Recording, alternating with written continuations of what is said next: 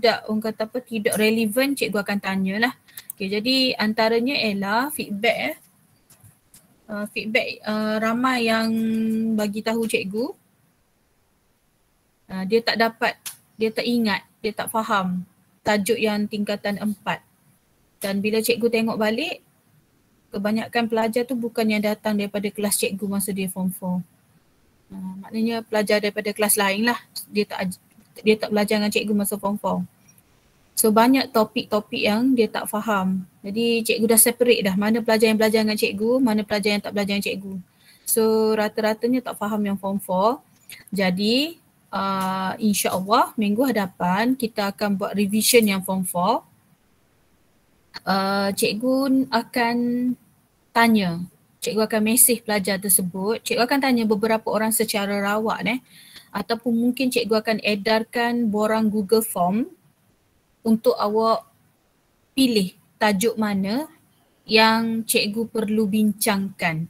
Jadi tajuk yang paling banyak mendapat undian, yang tu cikgu mula dululah.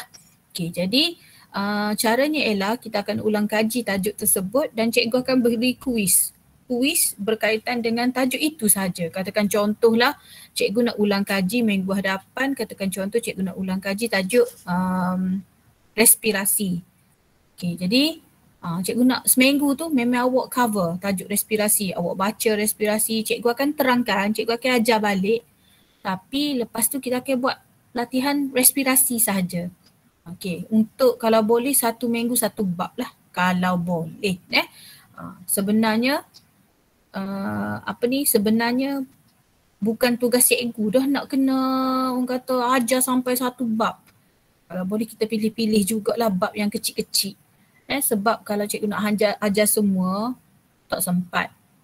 Sebab tu kalau awak tengok bila kita buat soalan, kita buat latihan yang MIPSM Terengganu tu, kalau awak perasan, dia dah ada tajuk-tajuk dah pun. Memang meliputi tajuk form 4 dah. Jadi sepatutnya bila cikgu terangkan pasal tu, cikgu bincangkan soalan form 4 bab form 4 MIPSM Terengganu tu, sepatutnya awak memang sama-sama ulang kaji lah. Kita nak jimat masa. Sebab kalau cikgu tengok, kalau cikgu ajar 1 bab, awak bayang deh form 5 saja ada 15 bab. Dan setiap orang ni dia ada bab yang berbeza, dia tak faham. Okay, kalau kita tanya Nur Amali akan jawab bab lain. Tak sama dengan Alia Farhana. Alia Farhana mungkin tajuk respirasi dia dah cover dah. Mungkin tajuk mitosis meiosis. Dia lain orang, lain topik. Jadi sebab tu cikgu sebenarnya tak suka nak buat revision bab demi bab. Sebab memang banyak masa kita akan buang masa. Sebab pelajar berlainan, bab dia lain-lain. Okey? Kemudian tu yang cikgu guna MIPSM Terengganu tu sebab dia dah buat topik by topik. Dan soalan dia sebenarnya dah menyeluruh. Bab ni soalan ni, bab ni soalan ni. Dan biasanya soalan-soalan yang dia buat tu adalah soalan yang famous lah, yang memang dah biasa naik dalam exam. Itu cara kita nak jimat masa sebenarnya. Okay, jadi cikgu mungkin akan tanya jugalah pendapat, adakah nak teruskan MIPSM Terengganu tu sambil-sambil ulang kaji, sambil cikgu ajar, ataupun awak nak cikgu pergi bab demi bab. Tapi sebenarnya cikgu tak galakkan lah bab demi bab. Ataupun awak boleh cadangkan apa topik yang memang benar-benar lah memang tak faham, mungkin bukan 1 bab lah, maknanya pilih topik kecil lah untuk cikgu terangkan. Okay? Itu cara dia. Okay. Kemudian yang kedua, ada pelajar juga dia tulis strategi dia ialah masuk kelas tuition. Cikgu tak galakkan masuk kelas tuition sebab awak sebenarnya dah banyak masa dengan sekolah. Awak dah terlalu padat dah dengan macam-macam kelas dah. Dengan kelas semarak lah apa semua benda tu. Kalau awak masuk tuition lagi, awak tak akan ada masa untuk diri awak sendiri. Okay, kalau cikgu jadi awak, cikgu tak nak tuition-tuition dah sebab yang sekolah dah banyak. And then cikgu akan tumpu kepada duduk sendiri, baca sendiri, buat nota, buat latihan. Itu hak penting sekali, apa-apa subjek pun. Kalau cikgu jadi awak, cikgu nak duduk sendiri, buat kerja, buat latihan, baca. Okay, masa yang ada tu kena guna sebaik-baiknya. Ya, apa-apa nanti cikgu akan beritahu balik lah. Dan cikgu nak awak tulis strategi awak tu. Cikgu memang tulis setiap pelajar, cikgu saling, cikgu masukkan dalam file. So cikgu nak tengok ni strategi awak. So cikgu nak tengok peningkatan tu berlaku di trial. Kalau tidak berlaku, cikgu nak tanya, kenapa strategi macam ni, buat apa tak naik result? Okay? Dan strategi yang awak tulis semua apa semua tu, itulah bahan bukti kalau cikgu dipanggil oleh pengetua. Cikgu kata pelajar ni dah berjanji dah nak buat macam-macam ni. Okay, so kita sambung. Kita akan pergi kepada kertas 1.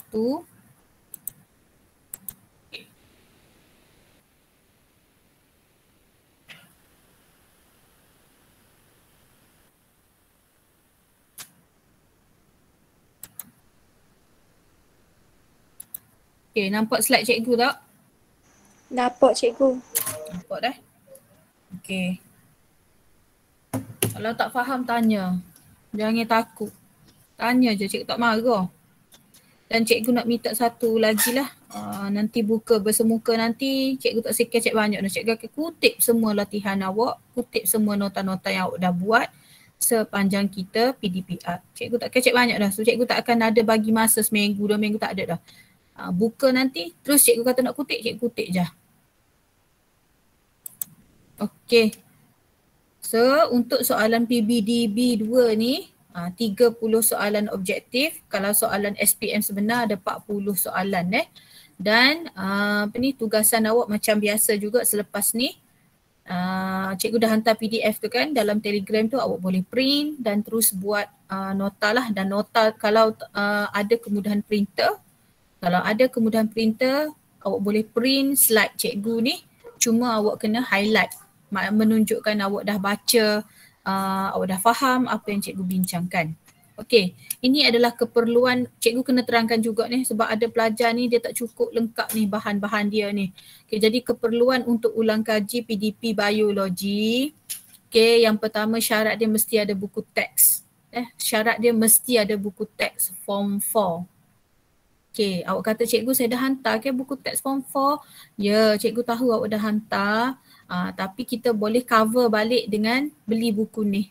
Cikgu bukan jual buku, cikgu tak jual buku dah. Cikgu cuma cadangkan awak supaya ada buku Amazing Biology. Ni berkali-kali dah cikgu cakap kalau kelas yang cikgu mengajar form 4, cikgu memang wajibkan beli. Betul tak? Betul tak Faihana, Nasuha, betul tak?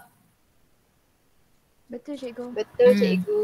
Wajib ada, kena bawa masa dalam kelas. Memang wajib ada buku Amazing Biology dah. Sebab apa? Cikgu tahu dah awak akan hantar buku teks form 4 ni. Jadi awak nak ulang kaji macam mana? Awak kena tengok buku Amazing Biology.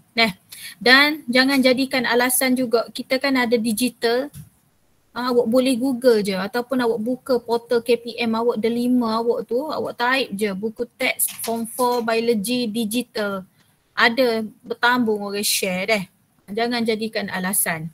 Okay, kemudian file ni untuk apa? File ni untuk awak separate lah mana latihan awak, mana nota awak. Kita nak berjaya ni kita kena cukup lengkap bahan kita yang kita nak ulang kaji. Okay, kemudian cikgu kata kemarin boleh guna sumber Google. Boleh guna sumber Google, tetapi, ada tetapi, sumber yang menggunakan bahasa Melayu atau bahasa Inggeris. Cikgu kan sebagai pembuat soalan, cikgu panel soalan. Jadi panel soalan pun kita pun Google juga. Kita Google ke apa, kita cari maklumat-maklumat berkaitan dengan soalan dalam bahasa Melayu dan bahasa Inggeris. Dan biasanya kita tak akan ambil yang koksi-koksi tu. Kita akan pilih-pilih juga laman web. Biasanya kita akan ambil yang laman web yang orang kata apa, berdaftar lah, macam contoh KPM. Kalau nak buat soalan tentang penyakit, kita akan cari yang KPM, Kementerian Kesihatan. Kalau yang berkaitan dengan apa, huraian fakta ke, kita akan masuk jabatan-jabatan. Kita akan masuk portal web jabatan lah. Katakan contoh cikgu nak buat soalan berkaitan dengan parasit dalam pertanian. So cikgu akan masuk Jabatan Pertanian. Cikgu tak akan cari yang orang kata apa, link yang Indonesia apa semua tu, tak boleh. Dia tak boleh jadi sumber dia tak boleh jadikan sebagai sumber rujukan. Okay, so cikgu tahu awak ni apa-apa senang cari dengan Google kan. So kena hati-hatilah nak guna Google tu dah. Google tidak salah dibenarkan. Tetapi pandai-pandailah awak nak guna bahan apa, sumber apa. Dan yang paling bagus ialah daripada sumber bahasa Inggeris lah. Biasa cikgu kalau nak cari apa-apa, cikgu akan type dalam bahasa Inggeris. Cikgu tak akan type dalam bahasa Melayu deh. Okey, kemudian cikgu tengok juga cikgu kaji juga kenapa budak ni berlaku penurunan markah.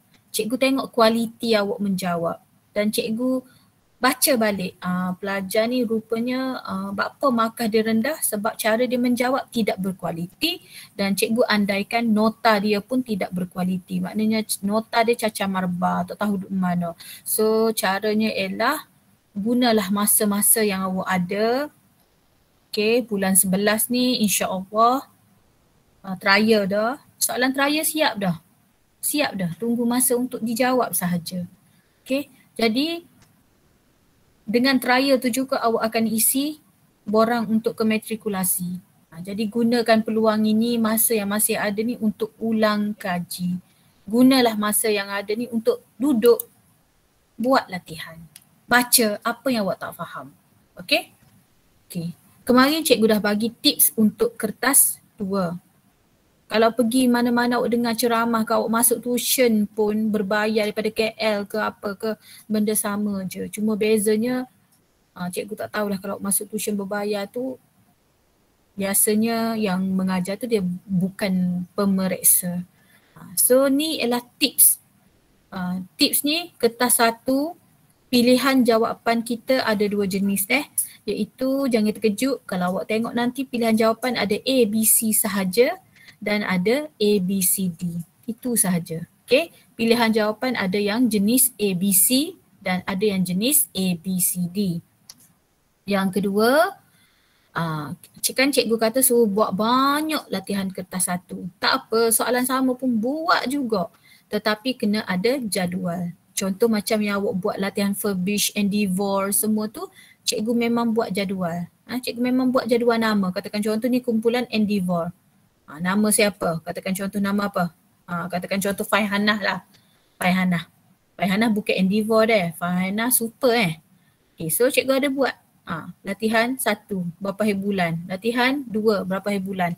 Dan cikgu catat budak ni hantar ke tak hantar. Sebab nanti cikgu nak tengok berapa ratus soalan dia buat.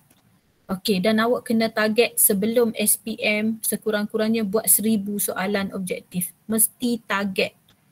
Okey, tahun lepas cikgu cakap betul. Yang ni yang cikgu buat, budak buat dengan cikgu. Cikgu tak tahu dia buat luar Yang ni yang dia buat dengan cikgu, kami sempat sampai 1000 soalan. Lagu mana dia buat? Awak bayanglah, satu latihan 50 soalan objektif. Seminggu kena buat dua soalan. So 100 dah situ. Awak bayangkan. Sebab tu yang result tahun lepas tu naik sangat-sangat. Kenapa? Ni rahsia dia, kunci dia. Buat banyak-banyak soalan kertas 1. Tak apa, buat banyak kali benda sama. Tak apa, tak ada masalah. Lagi banyak kita buat soalan sama, lagi kita mudah ingat. Soalan tu sebenarnya naik benda yang sama saja. Cuma dia kadang-kadang dia tukar gambar. Kadang-kadang dia tukar A, B, C, D tu. Okay, awak kena target. Biar sebelum SPM ni aku buat 1000 soalan. Pelajar tahun lepas sempat buat 1000 soalan. Sebab cikgu ada bukti, awak boleh nak tengok. Cikgu memang catat markah dia. Kalau dia dapat kurang daripada 40, cikgu suruh dia ulang balik buat soalan yang sama. Sampai dia puas hati. Okay. Okay, kemudian masih boleh guna latihan lama. Boleh. Cuma dia berbeza konstruk, kena rajin cari dalam bab mana. Cikgu kata dah, kalau awak nak minta apa-apa dengan cikgu, royak je, cikgu boleh bagi. Cikgu ni bab mana, cikgu akan bagi semua. Bab baru dengan bab lama. Dia duduk dalam bab mana-mana. Okay, boleh PM cikgu, tak ada masalah. Okay, kemudian kejayaan murid tahun lepas juga ialah kerana dia buat footnote pada latihan kertas 1. Memang penat buat footnote. Cikgu cakap betul ke awak? salah satu kejayaan cikgu masa cikgu SPM ialah cikgu buat footnote untuk semua kertas latihan cikgu. Memang banyak bukan buat masa awak. Dia memang banyak orang kata apa, komitmen. Memang budak tu kena duduk di meja je buat kerja.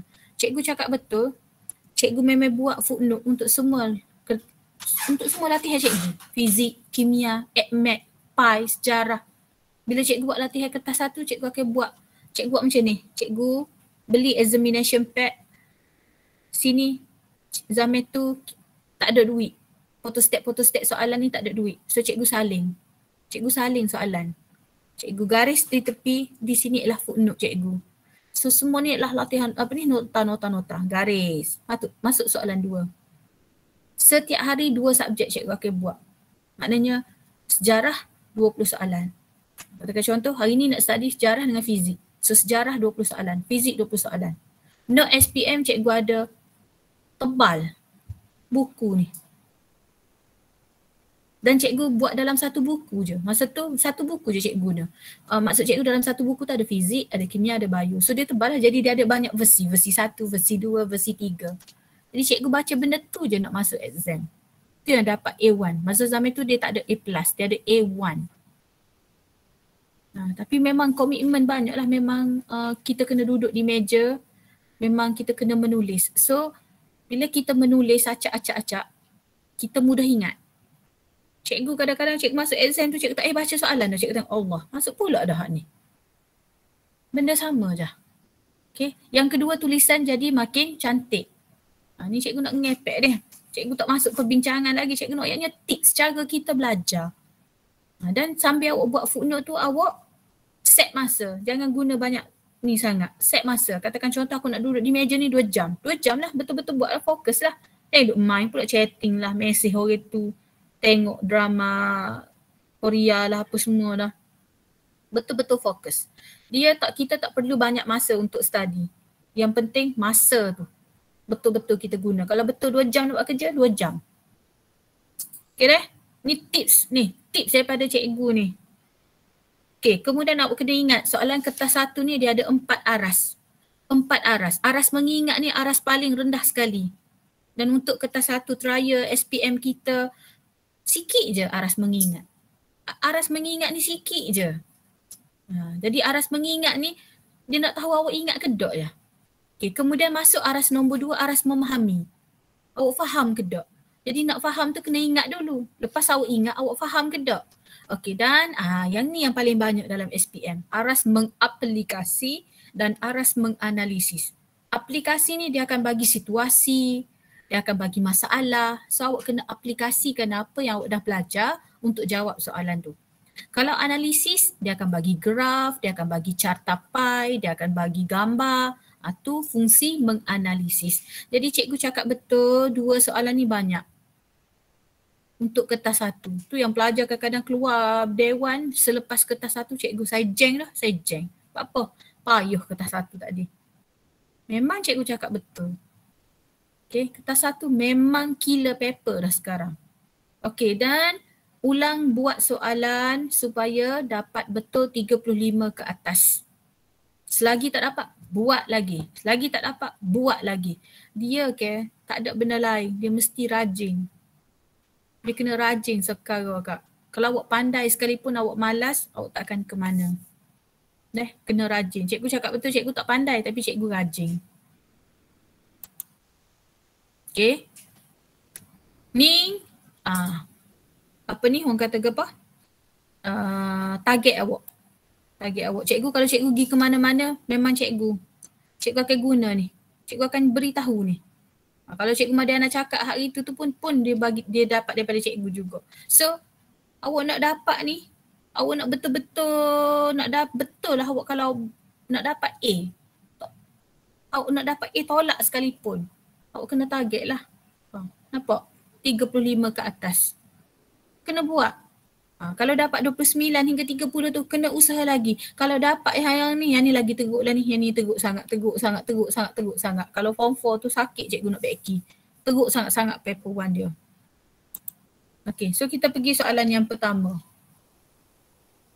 Okay, aktiviti manakah yang paling sesuai? Baca molek. Aktiviti manakah yang paling sesuai? Kadang-kadang soalan ni awak baca A pun betul, B pun betul. Tapi awak lupa. Dia kata nak paling sesuai untuk mengekalkan kandungan vitamin C dalam jus jambu batu agar sentiasa tinggi. Sebelum cikgu pergi lebih lanjut, awak kena tahu deh. Ni teori sebab takut nanti naik ujian amali, periksa amali, dia bagi macam-macam jus. Dia bagi pelbagai jus untuk awak cuba. Nanti insya-Allah buka bersemuka ni memang cikgu nak fokus kepada amali dulu. Okay, jadi bila dia bagi bermacam-macam jus, awak kena tahu deh. Jus jambu batu, tolong ingat jus jambu batu paling tinggi vitamin C. Paling tinggi vitamin C, jus jambu batu. Cikgu nak tanya, tidak kita sempat buat Nasuha? Eksperimen ni. Nasuha. Masa form 4 tidak kita dah buat ni. Cikgu nak kelas ilham, cikgu pun lupa. Tak teringat, aku tak ada. Ingat deh, lama dah deh. Okey, tak apa. Buka nanti ada beberapa eksperimen yang cikgu memang nak kena buat dengan awak deh. Okey, jadi aku ni ingat jus jambu batu paling banyak vitamin C. So kalau awak nak kecantikan kulit, awak nak vitamin C ni untuk kesihatan kan? Vitamin C untuk kesihatan, untuk kecantikan kulit, jus jambu batu.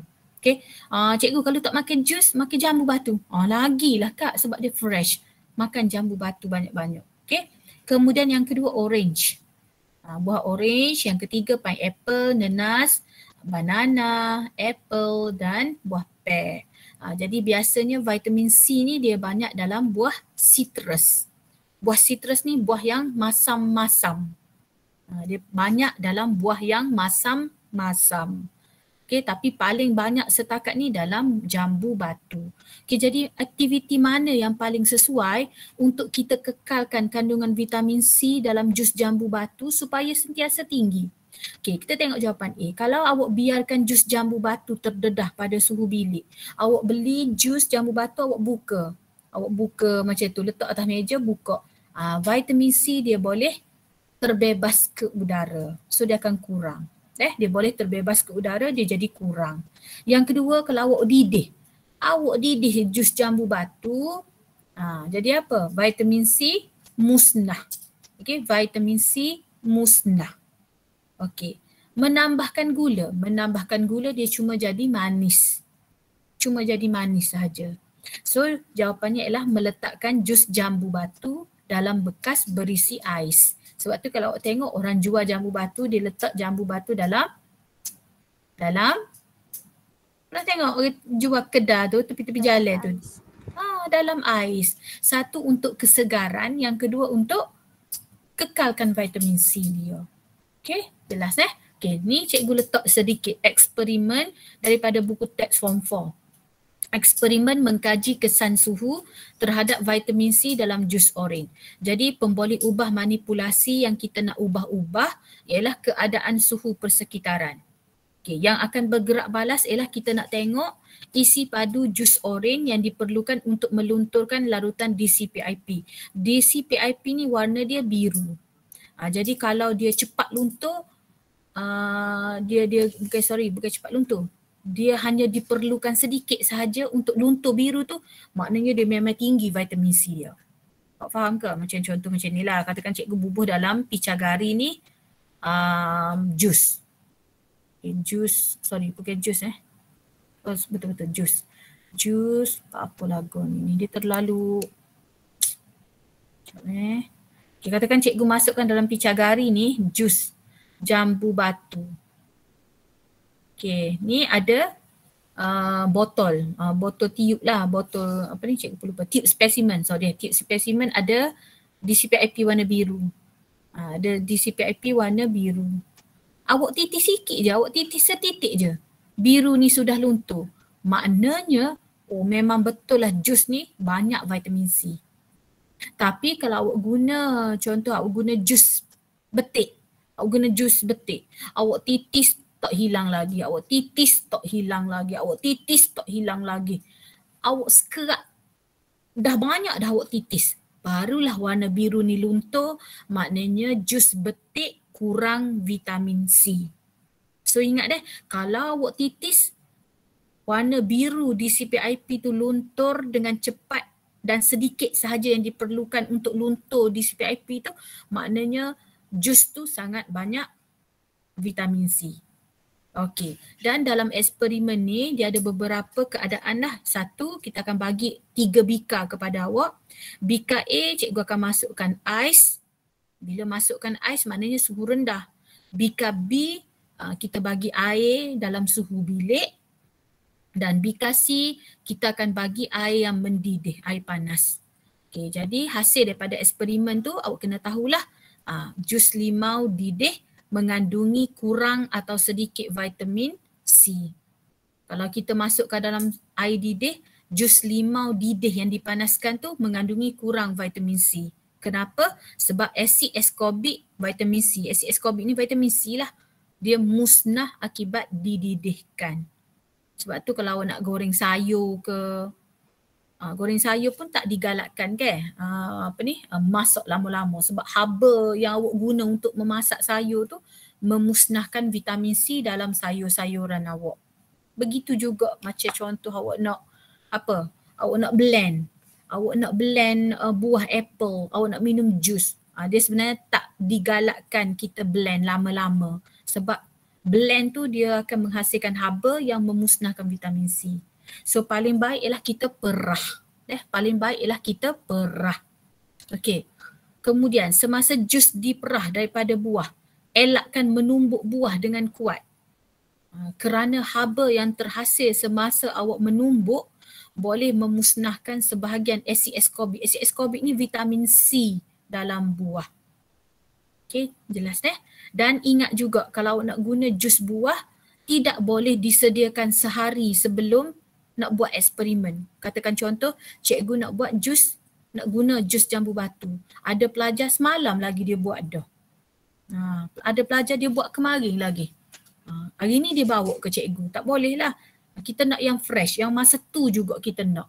Kerana jus buah ni dia akan hilang ke persekitaran. Okey? Jelas Okay, jadi soalan 1 jawapan dia C. Kalau nak tanya selalu.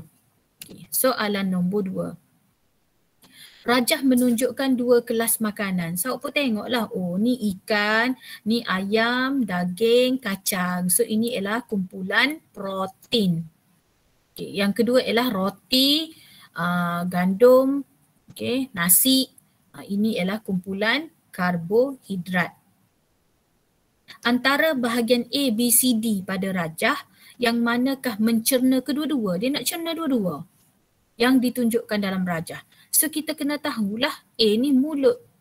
Kalau mulut dia hanya cerna, dia cerna apa? Cikgu tak seraya. Dia cerna apa kalau mulut? Kanji. Dia cerna karbohidrat. Okey, kena tahulah. So cikgu saya makan kalau saya makan ikan, kita kunyah saja. Kita tak cerna dia. Faham ke? Kita akan cerna karbohidrat. Sebab apa? Awak kena tahulah lepas ni cikgu tunjuk. Okey. Kemudian B. B ni perut. B perut, P juga. Awak ingat P dengan P. Dia cerna apa?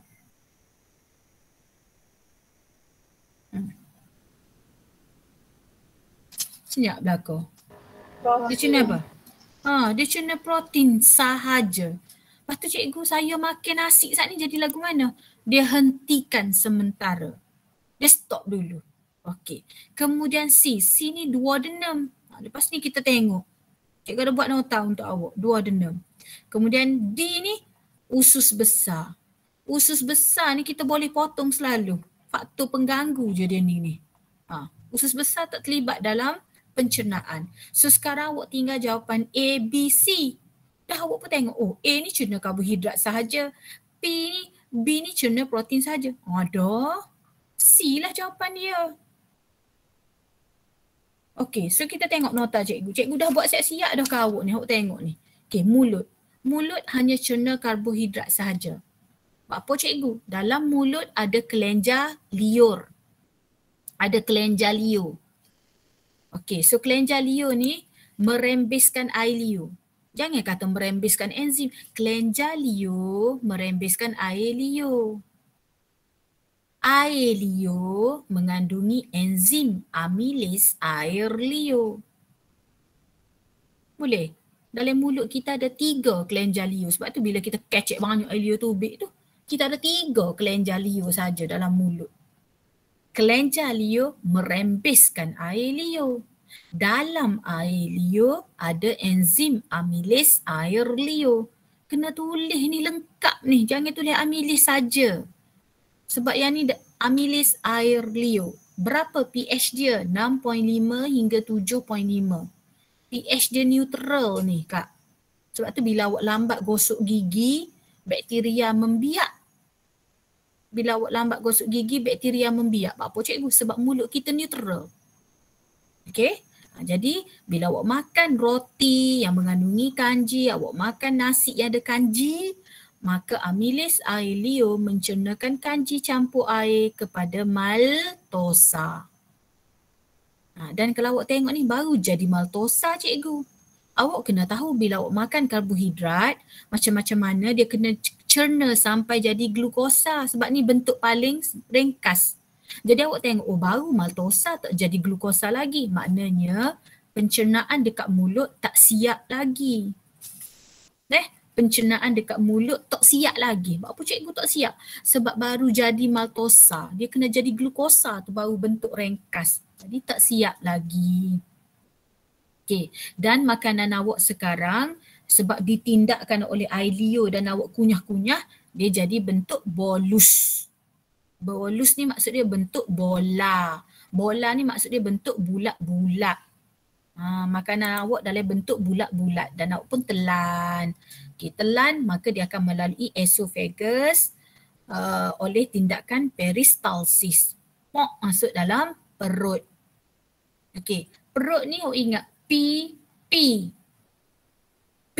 perut mencerna protein. Kenapa boleh cerna protein? Okey, dalam kelenjar gaster, dia semua ni nama dia kelenjar belakang ni. Tengok. Dalam kelenjar gaster, okey, kelenjar gaster ni dia ada banyak sel-sel. Tolong fokus deh. Tolong fokus ni ada dalam SPM ni. Maksud cikgu ada dalam soalan SPM biasa. Cikgu kata biasa, popular. Dalam kelenjar gaster ni dia ada banyak sel. Sel utama kena tahu deh.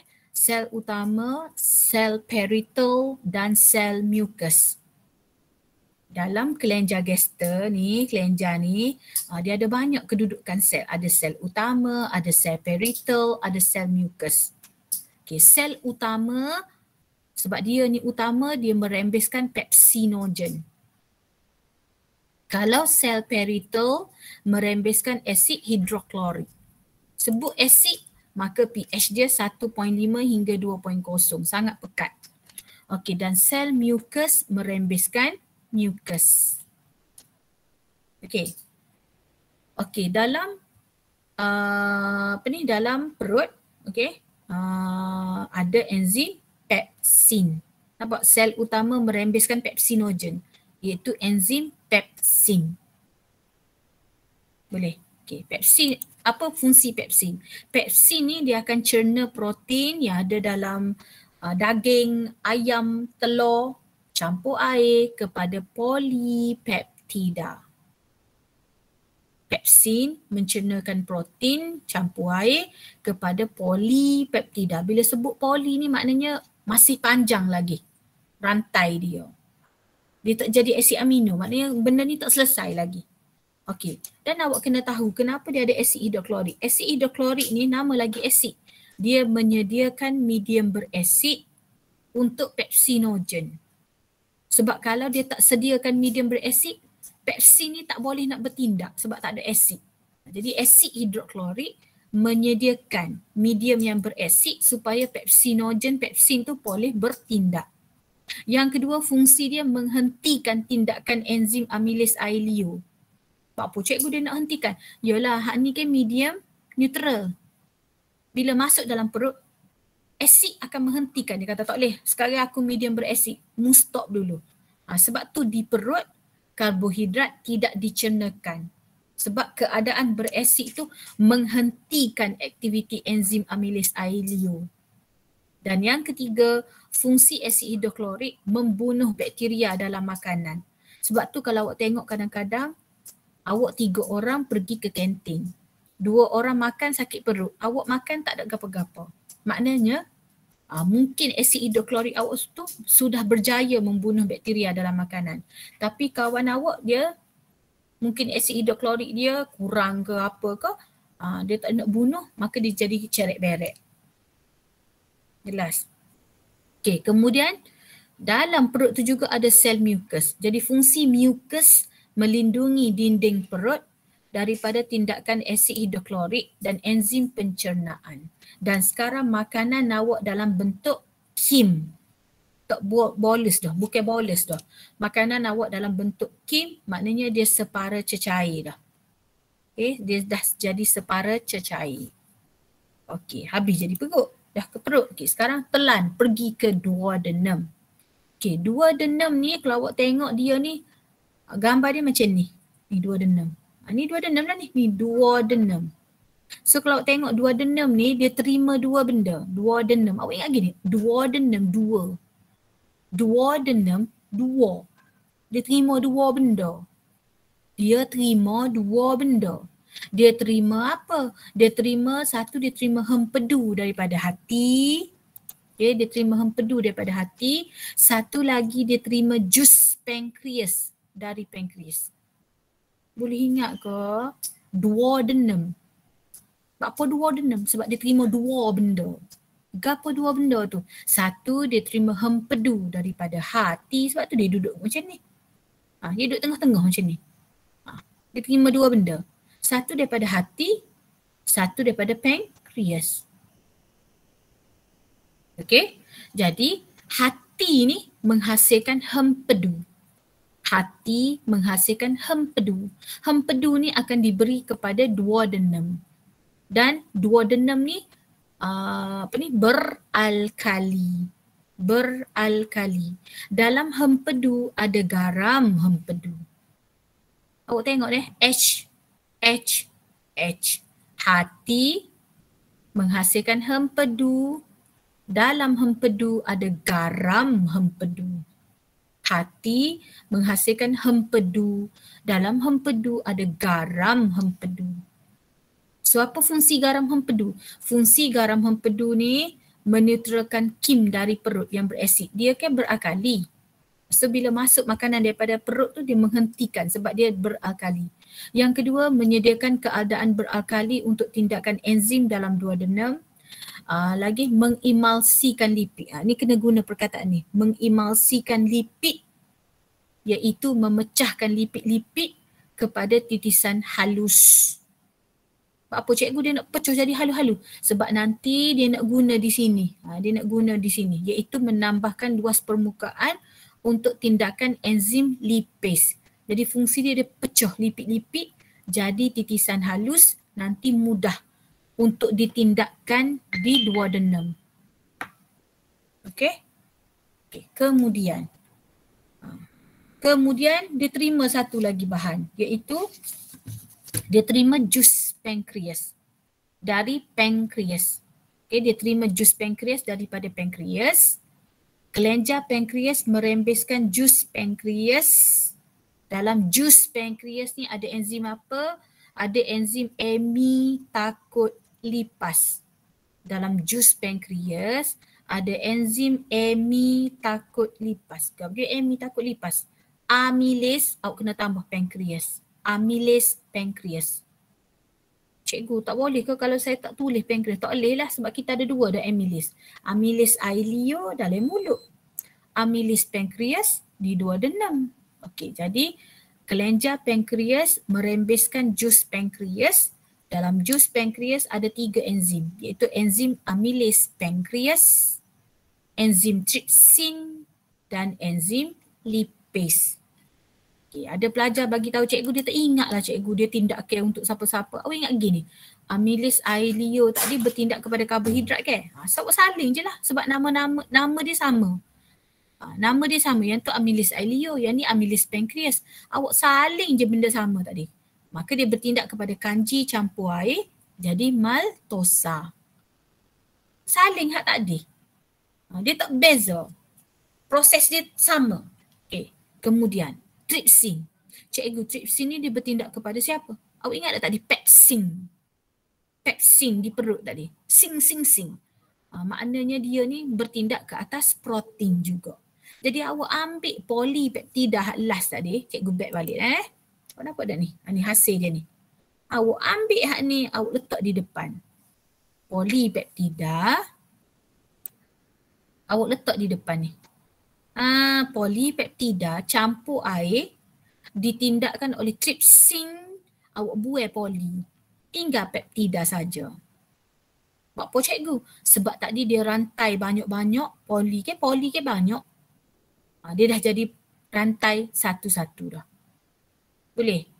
Okay, trypsin bertindak ke atas polipeptida campur air. So, buai perkataan poli. Tinggal peptida sahaja. Okey, dan kemudian lipase. Lipase ni senang je. Lipase bertindak ke atas lipid campur air, maka dia akan jadi asid lemak dan glycerol. Ada pelajar tulis asid lemak saja, dia tak ingat tulis glycerol, jadi dia salah. Okey, lipase bertindak ke atas lipid campur air, jadi asid lemak dan glycerol. Ni dekat duodenum. So kalau awak tengok, duodenum ni mencerna apa? Mencerna karbohidrat, mencerna protein, mencerna lemak hak awak makan. So jawapan dia jadi apa? Jadi C lah. Nampak? Jadi C lah. D ni tak sabit langsung. Cikgu rasa soalan cikgu mudah sangat-sangat. Okey. Dan ileum. Okey. Ileum ni pencernaan terakhir dah. Dia ni pencernaan terakhir. So awak pun faham selalu, kalau pencernaan terakhir, maka kalau kita makan karbohidrat, dia mesti jadi glukosa dah. Dia mesti jadi glukosa. Kalau makan karbohidrat, mesti tubik glukosa. Kalau makan karbohidrat, mesti keluar glukosa dah. Sebab dia dah tempat terakhir untuk pencernaan. Kalau awak makan protein, dia mesti macam mana dah jadi asid amino dah. Dia jadi bentuk paling ringkas dah.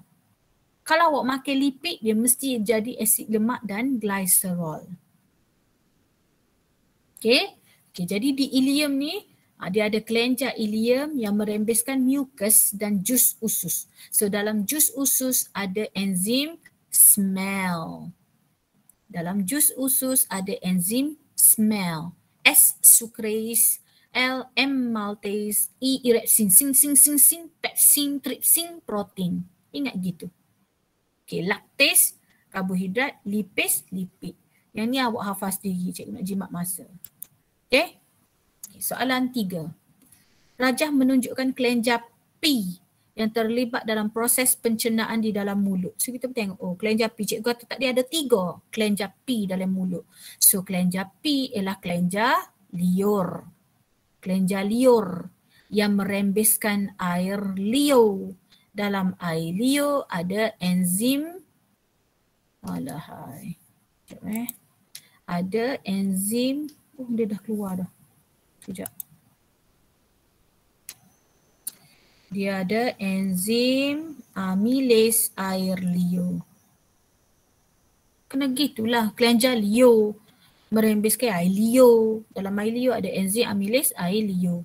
Apakah yang akan terjadi jika kelenjar P tidak dapat berfungsi? Tidak dapat berfungsi. Makanan tidak dapat dikunyah. Salah. Kita mengunyah dengan gigi. Lebih banyak air liur dihasilkan. Kalau rosak, mestilah air liur tak ada. So salah. Pencernaan protein. Kita tak cerna protein, kita cerna karbohidrat. So jawapan dia C lah. Kanji tidak dapat dihidrolisiskan.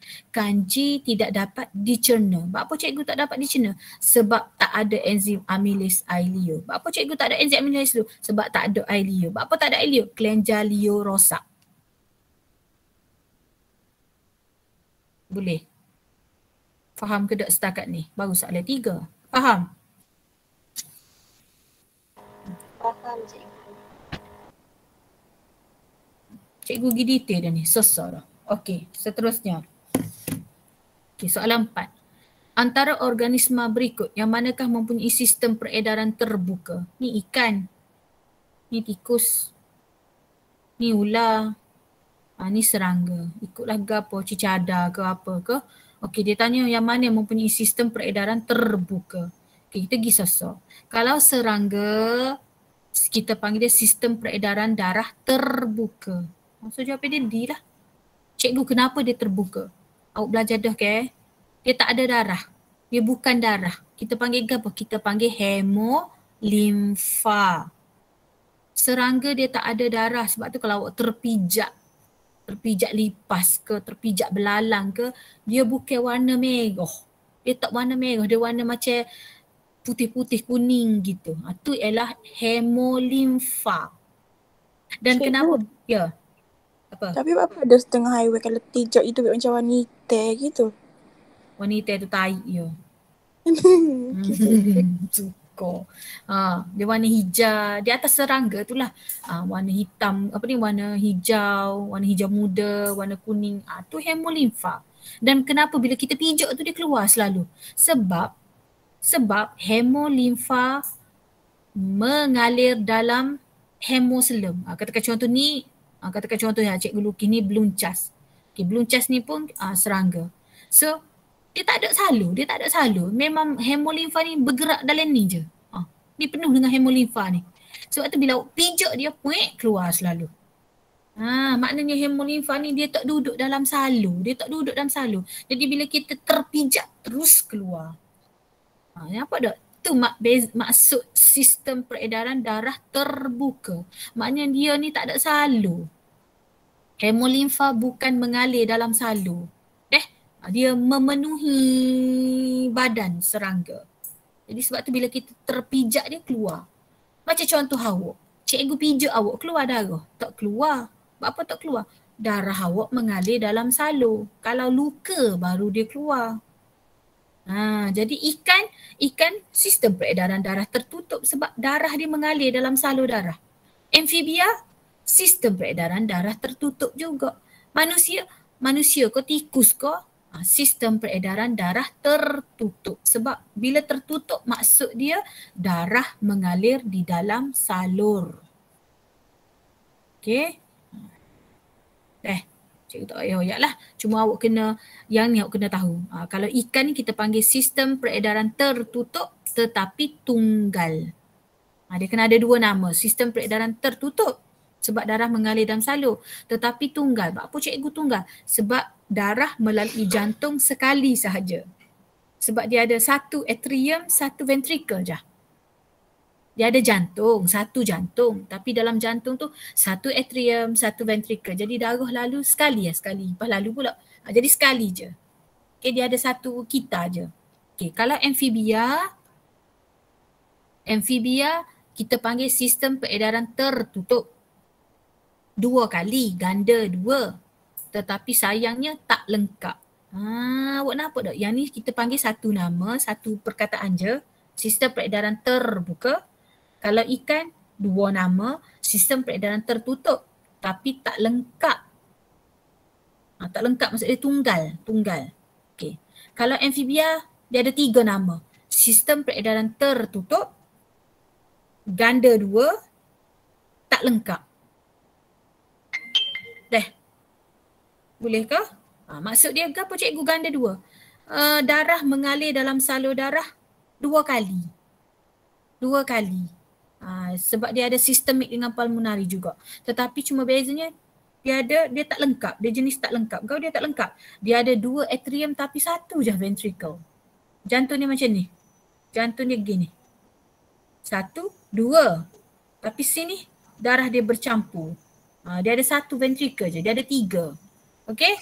Tapi manusia kita panggil PAP. Apa PAP? Sistem peredaran tertutup. Ganda dua. Okey, dua kali sistem pulmonari. Lepas tu kita lengkap. Kita sangat lengkap. Kenapa? Sebab empat lah. Sebab kita ada satu jantung tetapi empat ruang. Dua atrium, dua ventricle. Okay dah? Okay. So nanti awak study balik. Okay, seterusnya soalan nombor 5. Seorang pekebun mengalami pendarahan berterusan setelah kakinya tercedera semasa berkebun. Apakah yang akan terjadi jika darahnya tidak dapat membeku? Yang ni rujuk balik tajuk tiga tepak, keperluan mekanisme pembekuan darah. So kita baca dulu . Apakah yang akan berlaku apabila jari anda terluka? Darah akan mengalir dari bahagian yang tercedera sehinggalah anda memberi tekanan secara langsung pada bahagian yang terluka. Tekanan yang anda berikan kelihatan seolah-olah menghadkan pendarahan untuk seketika. Namun sebenarnya pengaliran darah dihentikan oleh proses pembekuan darah. Awak kan bila luka awak akan pegang tempat luka tu.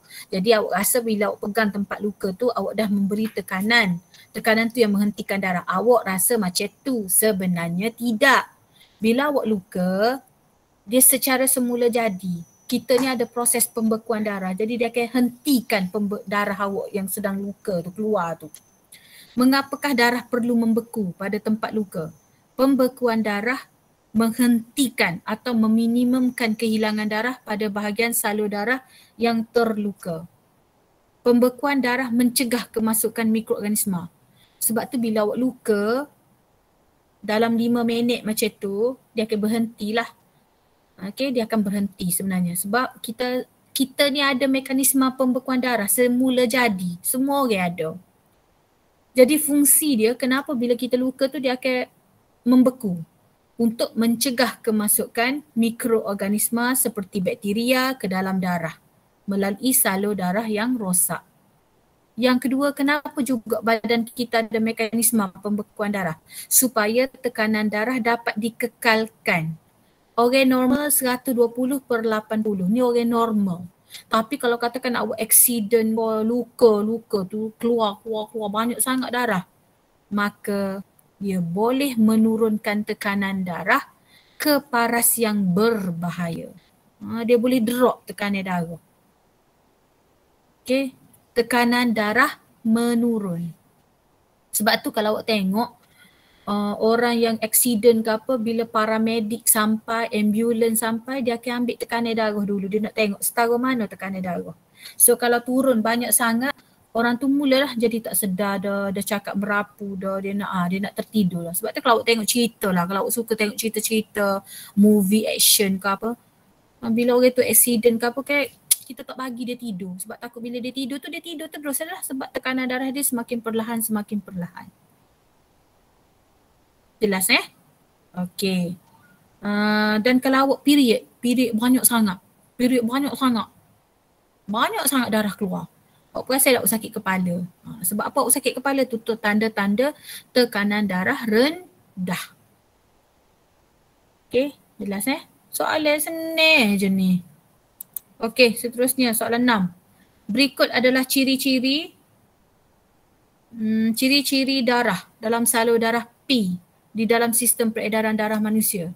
Tekanan darah rendah. Biasa pelajar dia tak boleh nak jawab lagi. Kepekatan oksigen rendah. Ni dia nampak dah. Kepekatan oksigen rendah. Oh, maknanya oksigen memang sikit. Kepekatan karbon dioksida tinggi. Apakah salur darah P? Okey. So, tengok sini. Yang ni aorta. Aorta nak hantar darah ke seluruh badan. Okey, sebelum cikgu pergi lebih lanjut lagi, awak kena ada kiri dengan kanan. Cikgu potong jantung awak ni. Okey, yang ni belah kiri. Yang ni belah kanan. Awak nampak tak merah dan biru? Kiri ni bawa darah banyak oksigen. Sebab tu dia warna merah, sebab dia banyak oksigen. Yang bahagian kanan awak nampak tak? Kurang oksigen, sebab tu warna biru.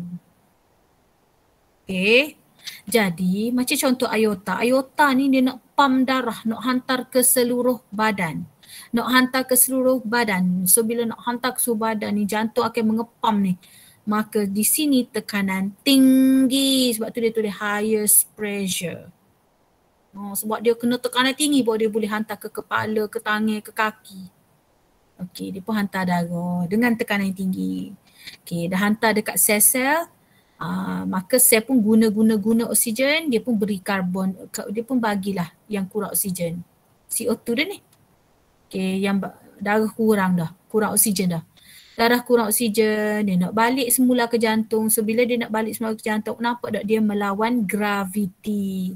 So bila melawan graviti, tekanan rendah. So tekanan rendah, dia bawa darah kurang oksigen, lepas tu tekanan rendah, maka vena cava. Jawapan dia C lah, vena cava. Kalau awak kata cikgu, bukan arteri pulmonari ke? Awak tengok dia, arteri pulmonari ni, arteri selalu darah nak masuk. Arteri ni nak masuk. Nak masuk gimana? Pulmonari, paru. So bila dia nak masuk ke paru, walaupun dia bawa darah kurang oksigen tetapi tekanan tinggi. High pressure. Boleh? Masuk dari paru. Ambil oksigen. Maka dia keluar. Dia akan melalui vena pulmonari. So sebab tu vena pulmonari membawa darah banyak oksigen, warna merah. Banyak oksigen, low pressure, tekanan rendah masuk dalam jantung. Boleh? Vena pulmonari banyak oksigen tetapi rendah tekanan. Sebab dia nak pergi mana? Dia nak pergi jantung je.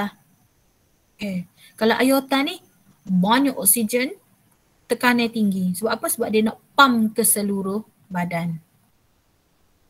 Kalau arteri pulmonari cikgu, arteri bawa darah kurang oksigen. Kurang oksigen, tekanan tinggi.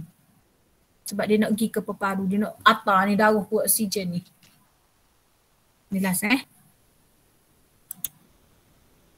Fai, kita habis pukul berapa kelas ni? Sekali dengan waktu tutorial. 2.40 cikgu. Okey, 2.40. Okey, seterusnya. Rajah menunjukkan kaki membengkak pada individu yang menghidap suatu penyakit. Okey, penyakit apa ni salsabila?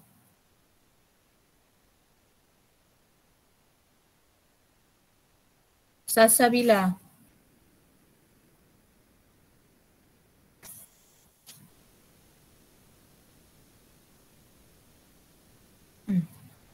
Tak payah cari lain dalam nota cikgu tu, cikgu dah letak siap-siap dah. Anis Kristina, apa penyakit ni? Senyap belakang, pergi tidur kau belakang ni. Zatil Hanan. Edema cikgu. Edema. Ya ke edema? Edema. Mengarut dah. Ada nota cikgu tu, cuba tengok molek. Kaki besar gobung lagu tu edema ke? Edema ni ke apa cikgu kata? Edema ni ke apa? Siapa boleh bantu? Filariasis limfatik ke cikgu? Oh, kaki besar gobung lagu ni orang tak panggil edema dah kak. Apa edema? Apa edema? Kalau orang Kelantan panggil apa edema? Amni nasihin.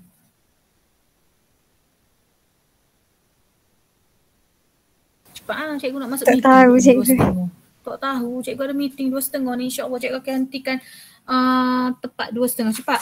Edema ni apa kalau orang Kelantan panggil? Sembak. Tahu sembak?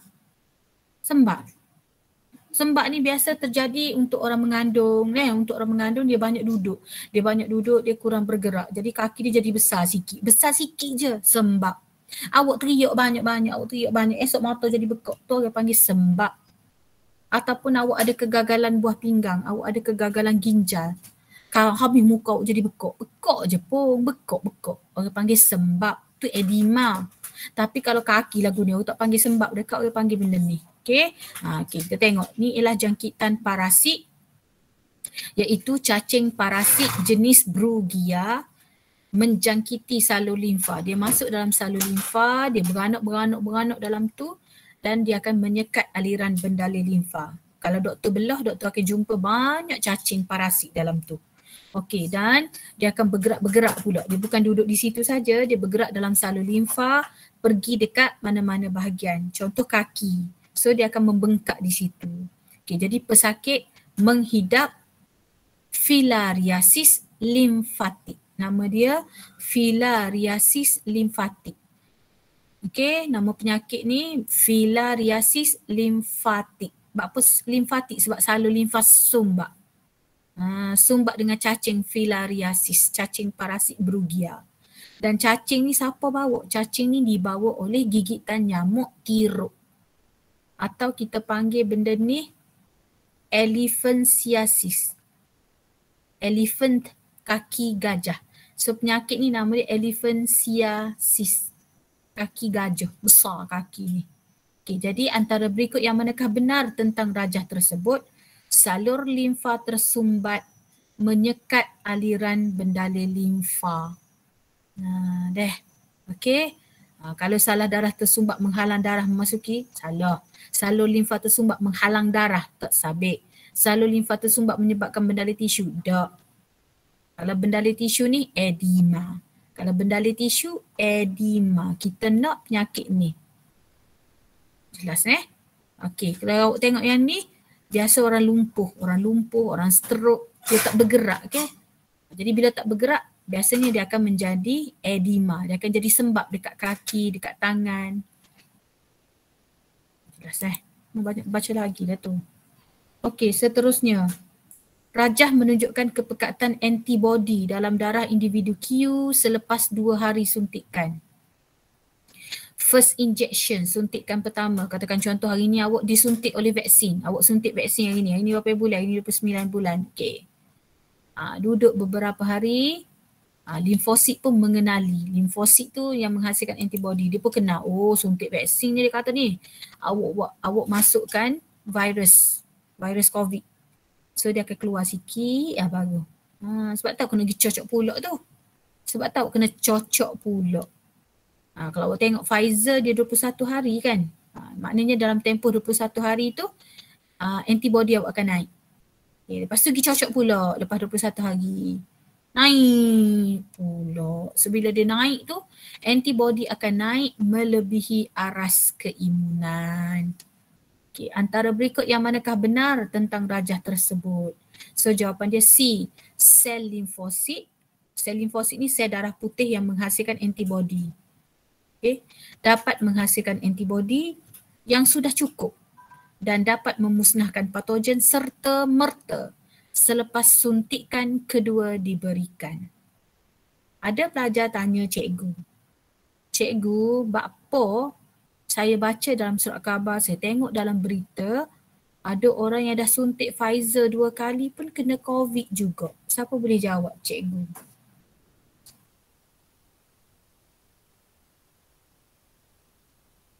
Siapa boleh jawab? Suntik dah Sinovac 2 kali dah. Full dose dah. Tapi kena juga COVID. Kenapa? Siapa boleh jawab? Antibody masih tidak mencukupi kan cikgu? Yes, antibody masih belum mencukupi. Antibody masih belum mencukupi. Cocok dah. Sebab tu kalau awak tengok sekarang dia ada kajian kan. Dia nak buat dos ketiga. Nampak tak? Untuk setengah orang. Dia nak beri, kalau yang terbaru cikgu baca 2-3 hari lepas, dia kata nak beri dos ketiga ni untuk orang yang keimunan rendah. Untuk orang yang ada penyakit-penyakit kritikal. Sebab dia memang dah tak urut nak lawan. So dia nak bagi dos ketiga yang dia panggil sebagai dos penggalak. Jelas? Okey. So awak kena ingat bila awak dah kena cocok, jangan gerak pergi mana-mana sebab yang kita cocok awak tu adalah ampaian patogen. Orang bukan masuk obat dia, orang masukkan dalam badan awak ampaian virus yang lemah, yang mati, yang tidak virulen. So tolong bila awak cocok 21 hari jangan ke mana-mana, duduk di rumah. Sebab badan awak tengah lemah. Badan awak tengah lemah sekarang. Okey?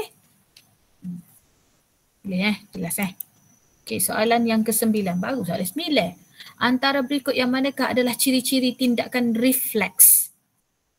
Refleks ni adalah jetak-jetak. Senang, cikgu suka panggil jetak-jetak. Okey, refleks ni kita ada 2 jenis iaitu arka refleks jenis 3 neuron dan arka refleks 2 neuron. Okey, kita baca dulu. Tindakan refleks menghasilkan gerak balas spontan tanpa perlu menunggu arahan daripada otak. tak payah mikir. Sebab tu bila orang pukul awak terus. Okay, awak terus. Ataupun awak kejut. Jatuh benda, jatuh cicak atas belakang awak. Awak dah tengah study, belajar online, tiba-tiba cicak jatuh. Awak terkejut. Itu adalah tindakan refleks. Cikgu nak cerita ke awak, pernah 2 tahun lepas, bukan 2 tahun, 3 tahun lepas. Ada satu bengkel dekat SMK PC 1. Duk tengah ceramah ni. Cikgu pun duk tengah jaga pelajar, duk tengah ajar. Tiba-tiba ada pelajar seorang ni tepik. Tepik ni. Mengangkat dengan kawan-kawan dia, tepik ni. Ingatkan masuk hati kau, dia stres ke apa. Rupa-rupanya dia tengah belajar. Ular dalam Dewan Sekolah Menengah PC tu, ular daripada atas tu jatuh, masuk dia kain dia. Masuk kain dia. Dia duduk study ni, kita tengah ceramah bayu. Masuk kain dia. Spontan dia ni, tepik. Besar ular tu. Jadi itu adalah refleks, iaitu suatu tindak balas, gerak balas spontan tanpa perlu menunggu arahan daripada otak. Tak payah mikir, dia memang tak payah mikir. Dia tindak balas spontan. Masa tambahan diperlukan untuk otak menganalisis maklumat sebelum mencetuskan gerak balas boleh menyebabkan kecederaan serius. Kalau kita ni mikir dulu, kalaulah refleks ni melibatkan otak, awak akan cedera dulu. Faham tak ayat dia nombor 2 ni? Dia kata kalau kita ni melibatkan otak, mesti kita mikir, ular kau gapo jatuh kain aku. Kalau aku tak lari berat, cedera lah awak kena ketik ke ular tu. Okey, jadi sebab itulah tindakan refleks ni dia tidak memerlukan otak. Oleh sebab tindakan refleks melibatkan saraf tunjang. Dia hanya melibatkan saraf tunjang. Saraf tunjang ni ada dalam tulang belakang awak. Jadi maknanya dia tak pergi ke otak, dia pergi setakat saraf tunjang. Jadi antara berikut mana ciri-ciri tindakan refleks? Ciri tindakan refleks sebab dia nak buat cepat, maka gerak balas adalah cepat, spontan dan tak perlu otak. Jadi sebab tu jawapan D salah. Dia tak melibatkan hormon, dia tak panjang, dia semata je gerak balas dia. Okey, cuba kita tengok dah.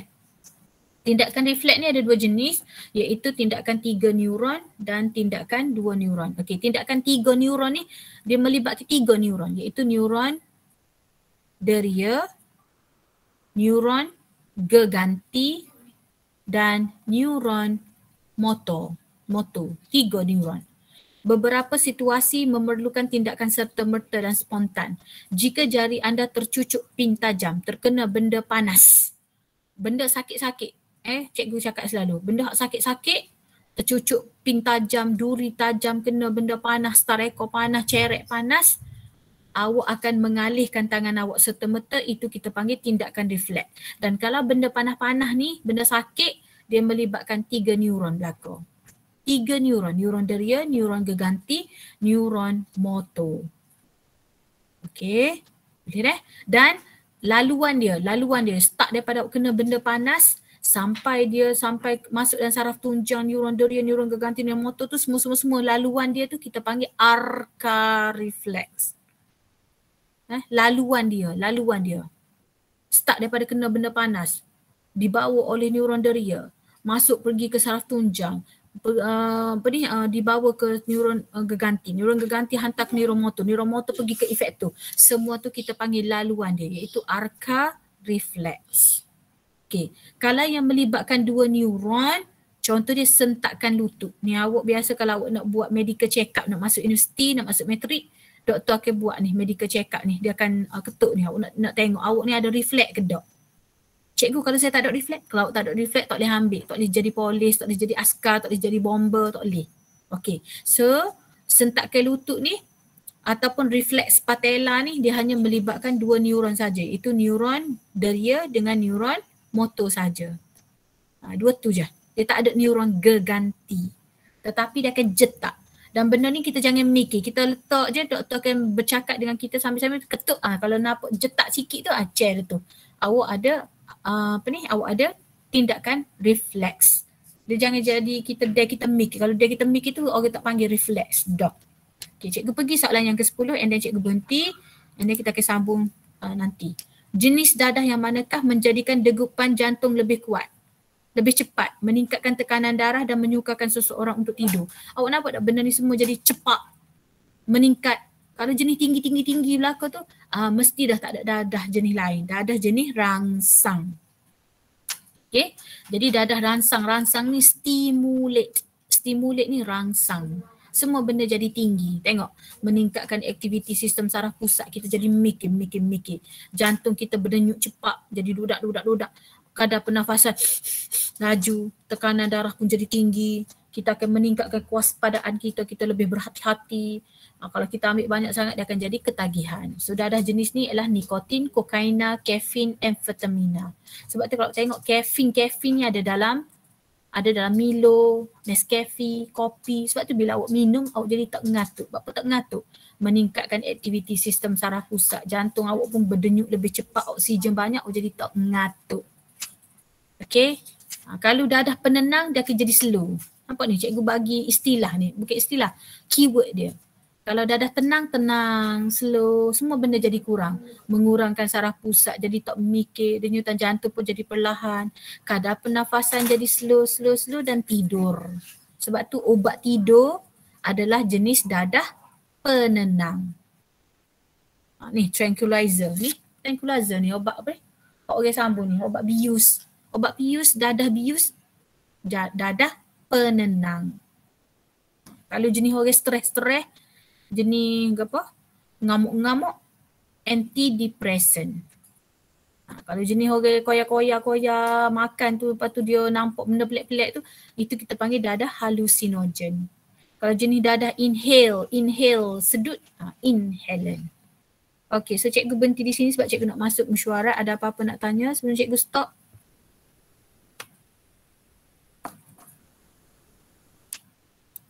Ada apa nak tanya sebelum cikgu stop? Cikgu lorak ni, cikgu nak masuk meeting. Tak ada cikgu. Jelas ke? Jelas cikgu. Jelas sangat-sangat. Ke macam mana? Ke cikgu sorang perasan?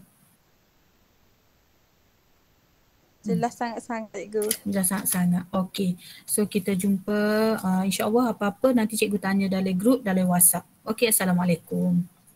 Waalaikumsalam cikgu. Terima kasih cikgu. Terima kasih cikgu. Terima kasih cikgu. Mhm.